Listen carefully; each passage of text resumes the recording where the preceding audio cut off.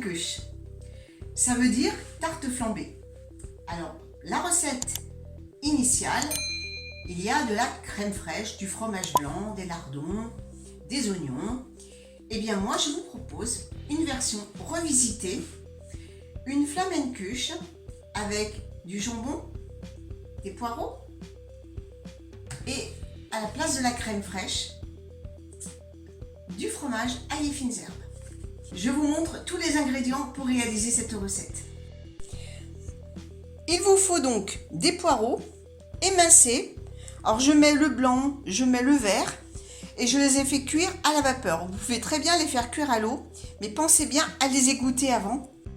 Une petite astuce pour égoutter les poireaux, à condition d'avoir un panier à salade avec des petits trous, pas comme le mien. Vous voyez, hein, les trous sont assez gros et ça risque de passer à travers. Mais si vous avez vraiment un panier avec des tout petits trous, vous essorez vos poireaux émincés comme la salade et ça vous facilite la tâche. Il vous faut donc du fromage ail et fines herbes. Alors prenez plutôt un pot hein, au lieu des petits carrés, ça vous reviendra moins cher. Et du jambon. Alors au niveau du jambon, vous pouvez prendre les petits dés de jambon, vous savez, que vous achetez en barquette, ou alors vous achetez des tranches de jambon que vous coupez en gros carrés comme ceci. Et il vous faut bien sûr une pâte à Flammenkuche qu'on va réaliser ensemble tout de suite. Il vous faut 150 g de farine.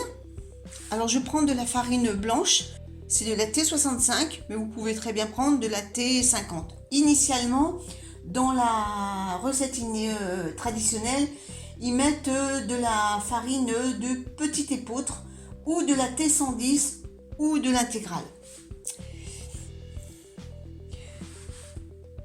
Il vous faut 9 centilitres d'eau et 15 g d'huile d'olive. Je verse d'abord la farine, ensuite l'eau, l'huile et je vais pétrir. Alors normalement on devrait mettre du sel, mais je ne vais pas en mettre parce que le fromage ail et fines herbes l'est déjà assez. Que j'aime pas trop quand c'est trop salé. Donc je pétris de façon à avoir une pâte souple mais non collante.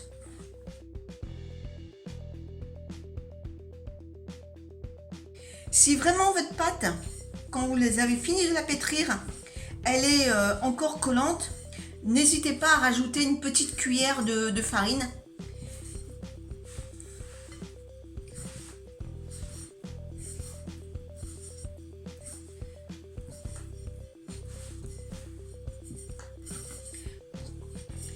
Les quantités de liquide varient énormément en fonction de la qualité de la farine. Donc je vous donne des bases, mais après, voilà, vous voyez là, elle est un peu trop collante, donc je vais rajouter un peu de farine.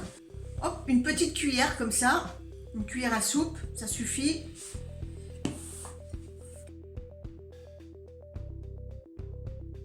Pour reverser le tout sur la table, c'est plus pratique. Et je vais continuer à pétrir un peu.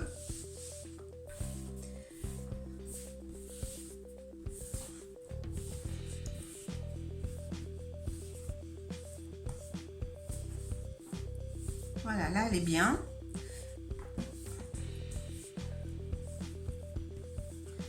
Je fraise un peu de façon à avoir une pâte souple et homogène.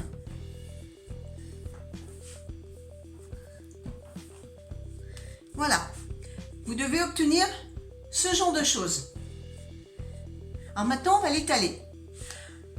Alors cette pâte normalement elle est faite pour remplir ma plaque de cuisson au four. Sauf que on n'est que deux, je vais donc la couper en deux et réserver une moitié au congélateur pour une prochaine fois. Hop, voilà. Donc celle-là, je vais la réserver, je la mettrai sous vide et direction congélateur. Maintenant, on va s'occuper de celle-là. J'ai chemisé ma plaque de four. Je vais mettre un peu de farine sur la table. je vais diviser la pâte en deux parce que je veux faire deux petites flamencuches, des portions individuelles. Donc je vais l'étaler le plus finement possible. Il faut que je puisse voir par transparence le dessous de la nappe. Alors dès que ça colle un peu, hop, je mets un peu de farine.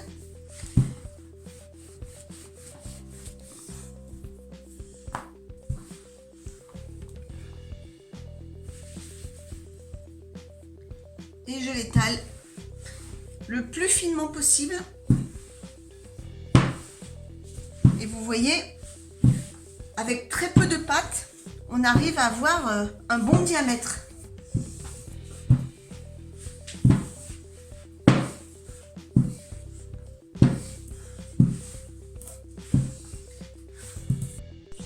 Alors vous voyez, par transparence, on voit les dessins de la nappe.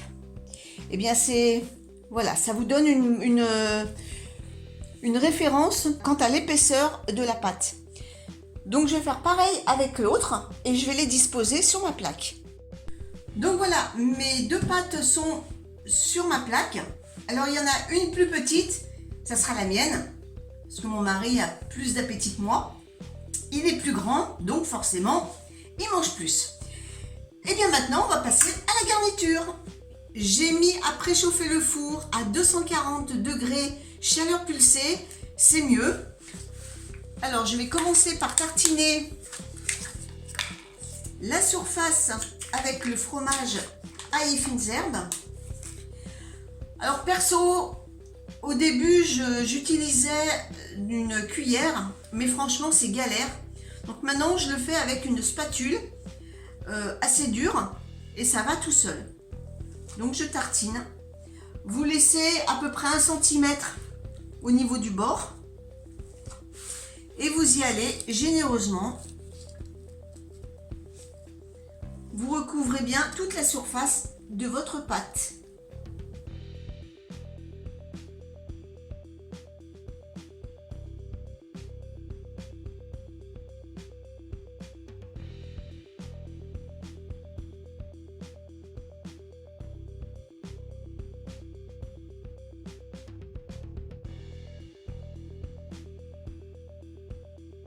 Une fois que vous avez bien tartiné votre pâte, vous allez mettre des poireaux. Alors, j'ai la quantité qu'il y a, je ne vais pas tout mettre, hein. J'en ai fait une bonne quantité parce que je vais les utiliser pour une autre recette. Donc, je mets les poireaux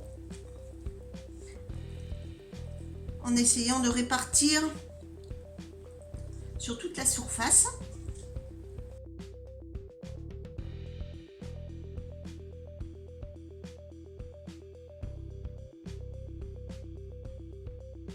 Et ensuite, je vais mettre le jambon. Alors pareil, vous l'étalez. Vous en mettez un peu de partout.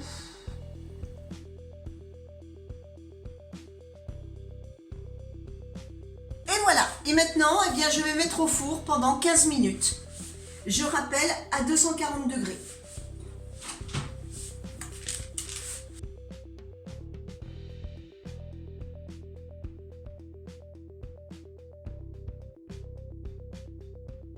Eh bien, j'espère que cette recette vous a plu et je vous souhaite un bon appétit et on se retrouve mercredi prochain pour une nouvelle recette.